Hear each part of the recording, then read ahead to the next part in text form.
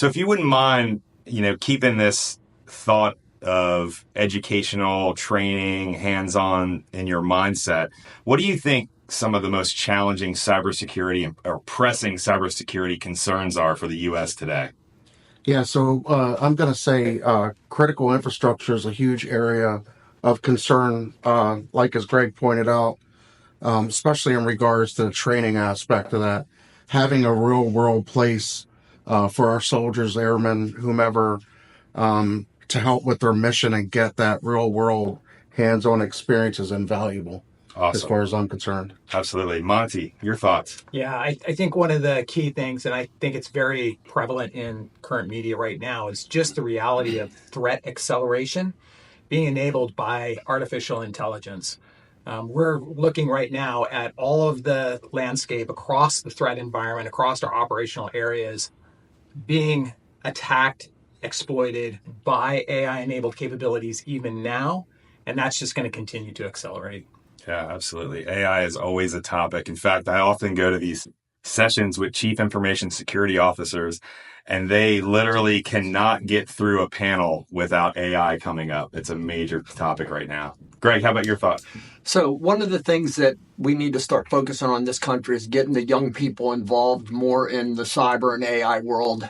Most other countries in the world, they go to school to learn this stuff, and they try to get them educated quicker so that they can go in the workforce. If you go to the Middle East especially, and you go to Saudi Arabia or the UAE, they send their young people over here to learn from us, and then they already have jobs lined up to put them back in place.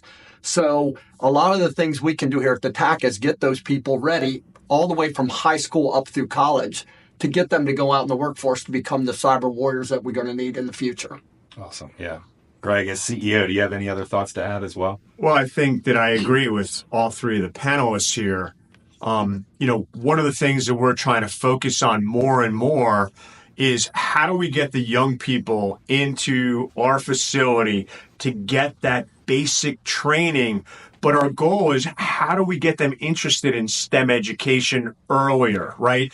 There's so many unique capabilities that we and the ecosystem around us academically have that kids just aren't aware of. And we need to raise that awareness, get them interested in these type of careers. So as Greg said, we get those folks ready to go as soon as they graduate from community college, high school, or a 4-year university.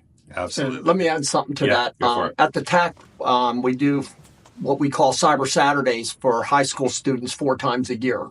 Well, the last Cyber Saturday we had some high school students that said, we need something that's a little more advanced than what you're doing there. Can you do something to help us learn quicker?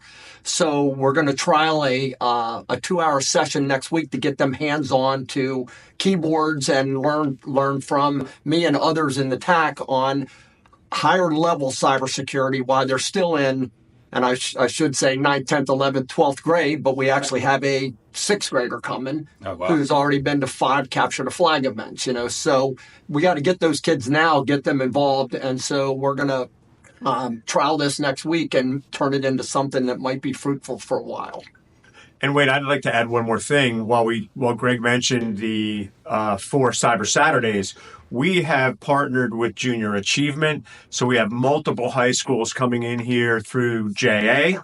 And we also are getting more active with Junior ROTC, right? So again, what we're trying to do is have much broader reach beyond these 4 sessions that we've traditionally had to reach more students. And we're going to continue to put more money behind this educational piece to ensure that our future cyber warriors are ready when they hit the streets for a job.